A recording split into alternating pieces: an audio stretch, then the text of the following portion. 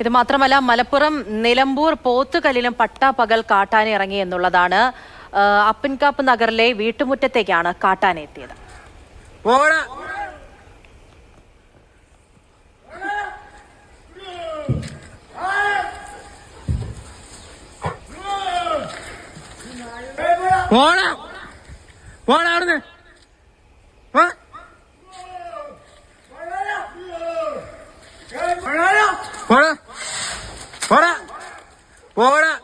സംസ്ഥാനത്ത് എല്ലായിടത്തും ഈ പറയുന്നത് പോലെ ഇത്രയും ജീവനുകൾ നഷ്ടപ്പെടുന്നതിനിടയിലും വീണ്ടും അപകടങ്ങൾ ഉണ്ടാക്കാനുള്ള സാധ്യത കൂടി കാണിക്കുന്നതാണ് ഈ ദൃശ്യങ്ങൾ എന്ന് പറയുന്നത്. പട്ടാപ്പകൽ എന്നില്ല, രാത്രി എന്നില്ല, കാട്ടാനകളുടെ സാന്നിധ്യം ജനവാസ മേഖലയിൽ തുടർച്ചയായി ഉണ്ടാവുകയാണ്.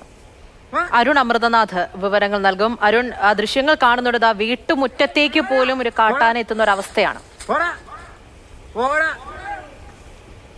പൂജ, ഈ പോത്തുകൽ എന്ന് പറയുന്നത് നിലമ്പൂർ വനമേഖലയാണ്.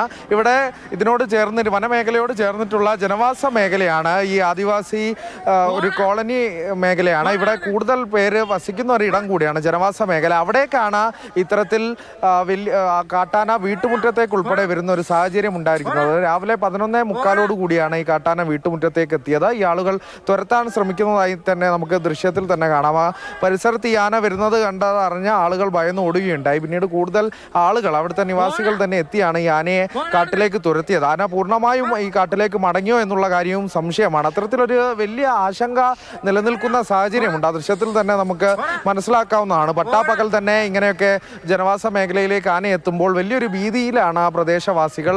നിരന്തരമായി ഈ മേഖലയിൽ കാട്ടാനയുടെ ശല്യം ഉണ്ടാകുന്നു. ഇന്നിപ്പോൾ വീട്ടുമുറ്റത്തേക്ക് ഉൾപ്പെടെ ആന എത്തുന്ന ഒരു സാഹചര്യം കൂടി ഉണ്ടായിരിക്കുന്നു എന്നുള്ളത് തന്നെയാണ് പോത്തുകൽ അപ്പൻകാപ്പ് മേഖലയിലെ ഈ ദൃശ്യങ്ങൾ തന്നെ വ്യക്തമാക്കിയിരിക്കുന്നത്. പൂജ.